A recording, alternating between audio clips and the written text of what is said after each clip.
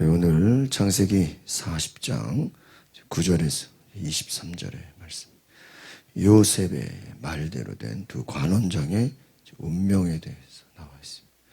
참 요셉은 이제 꿈의 사람이죠. 그래서 요셉이 형들에게 팔리게 되고 또 미움을 받게 된 것이 꿈을 이야기해서 그렇습니다.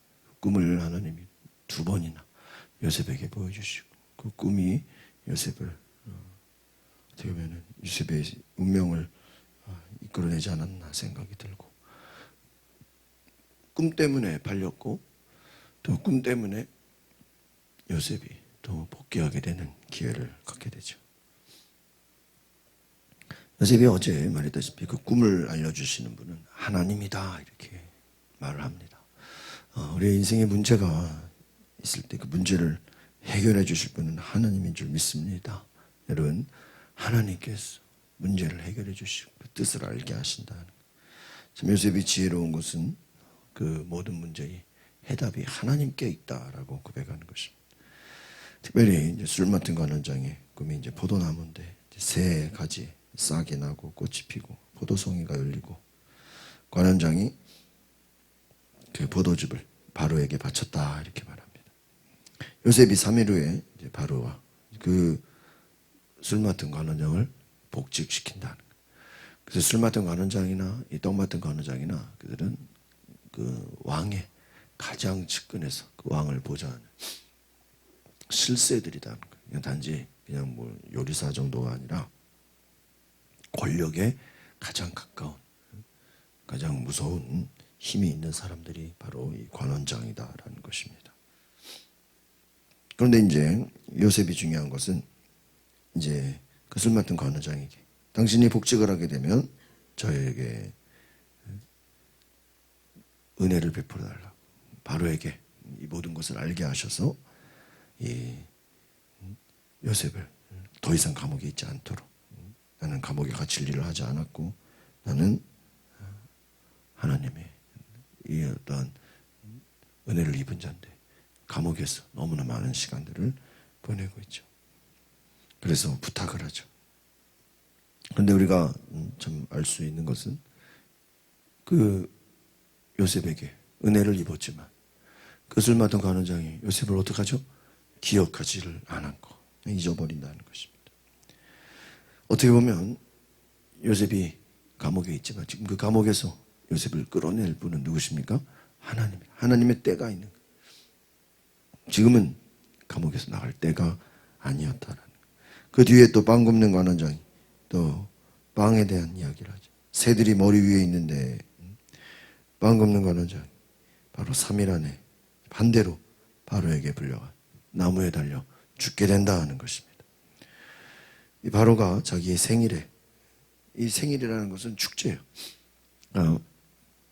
어떤 사람을 사면해 주기도 하고 또 죽이기도 하고.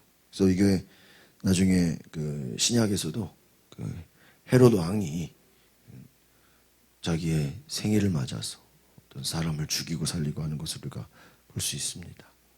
그래서 빵 굽는 관원장은 죽이게 되고 술 맡은 관원장은 다시 살리는 것을 보게 됩니다.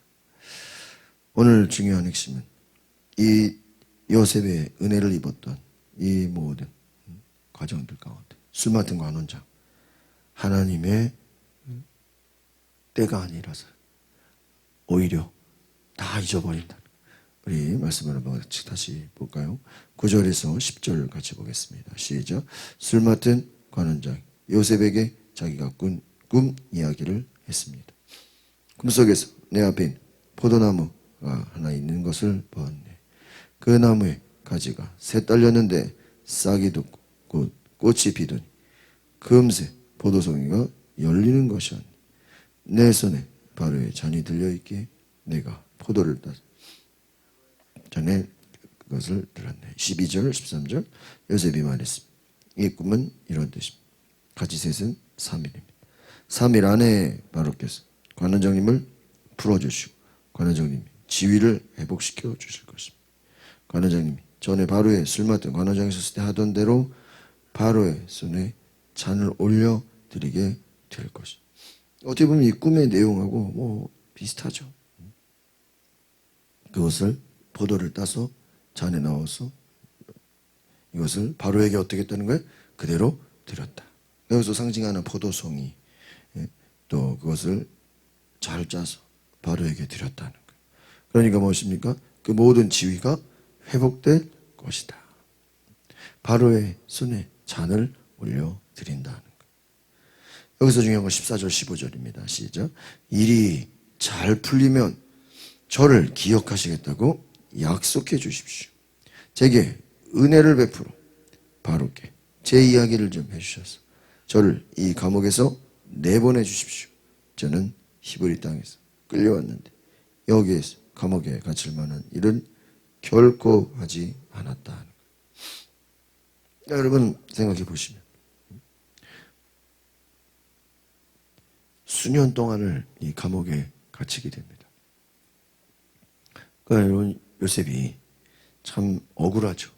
억울하게 뭐 죄를 지은 것도 아니고 정말 감옥에서 큰 고생을 합니다. 물론 거기서 관리를 하고 또 잘 섬기지만 그런데 문제는 바로 나름대로는 이 감옥을 빨리 나가고 싶은 거예요. 은혜를 베풀어서 바로왕에게 나를 좀 감옥에서 내보내달라고. 감옥에 갇힐 만한 일은 절대 하지 않는다. 그러니까 이 내보내달라 이게 뭐냐면 어떤 이 사면하는 데 있어서 좀 요셉을 풀어댈 수 있도록 부탁을 해달라. 권력이니까. 나는 절대로 죄인이 아니다. 여러분 참 감사한 이야기지만 요셉도 나름대로는 빨리 좀 감옥을 면하고 싶어서 나가고 싶었지만 돼요 안 돼요? 안 돼요. 자, 그러니까 우리가 생각해 보면 하나님이 함께하는 자라고 앞에서 얘기했잖아요. 하나님이 형통하게 하시고 하나님이 도우시고 하나님이 은혜를 베푸시는 거예요. 그러면 억울하게 그것도 감옥에 들어갔는데 죄를 진 것도 아닌데 빨리 나가요 못 나가요? 못 나가요. 또 꿈은 또 해석을 해줘요. 여러분 생각해보세요. 꿈은 해석을 해줬는데 이 꿈을 해석해준 분이 누구예요? 하나님이에요. 근데 당장 요셉의 문제가 해결되지는 않았다는 거예요. 우리가 이것을 볼 때 아직 하나님 보실 때 때가 아니었다. 여러분 이 이후에 또 두 번째 꿈을 같이 읽어보겠습니다. 시작.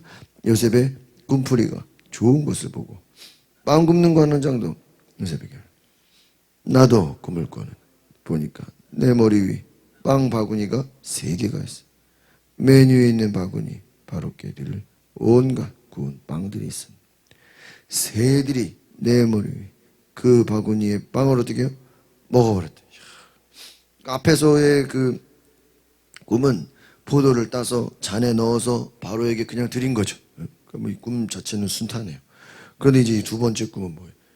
똑같이 새 바구니가 있는데 이 온갖 바로에게 줄 좋은 구운 빵들이 있었는데 누가 와서 새들이, 여기서 새는 아주 부정적인 의미예요. 새들이 와서 다 어떻게 해요? 빵을 먹어버려요. 이 왕한테 가지를 못했겠죠.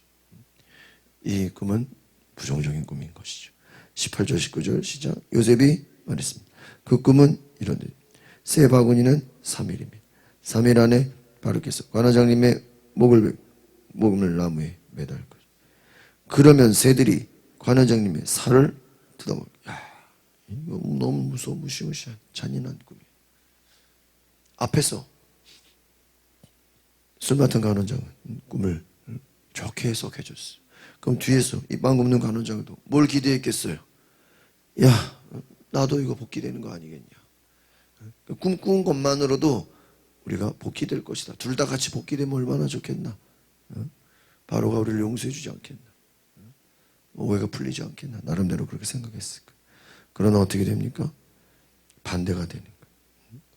한 명은 살고 한 명은 죽게 되는 거예요. 20절 보겠습니다. 시작. 그 3일째 되는 날은 바로의 생일이었어요. 바로는 모든 신하들을 불러 잔치를 해요.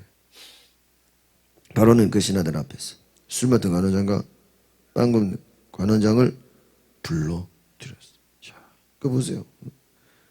3일째 되는 날 바로의 생 정확해요. 날짜가 앞에서 3일이라 그랬죠. 이 생일을 기점으로 해가지고 지금 이 감옥에 갇힌 자들을 처리해야 되는 거예요. 21절 보겠습니다. 시작. 바로는 술 맡은 관원장을 원래의 직위로 복귀시켰어요. 그가 바로에게 잔을 바치게 했어요. 그 꿈의 해석하고 어때요? 똑같아요. 포도를 따서 바로의 잔에 넣었네. 그것을 바로께 드렸네. 그 꿈대로 그대로 술 맡은 관원장은 복귀가 됩니다. 22절 시작. 그러나 바로는 빵 굽는 관원장의 목을 매달았습니다. 요셉이 그들에게 꿈을 풀어준 대로. 보세요. 빵 굽는 관원장은 그대로 요셉의 그대로 죽게 됐다는 거예요. 꿈을 풀어준. 그러니까 보세요. 하나님이 요셉에게 이와 같이 너무 구체적이고 정확하고 분명하게 그 꿈의 해석을 알려줍니다. 여기서 재밌는 건 뭐죠?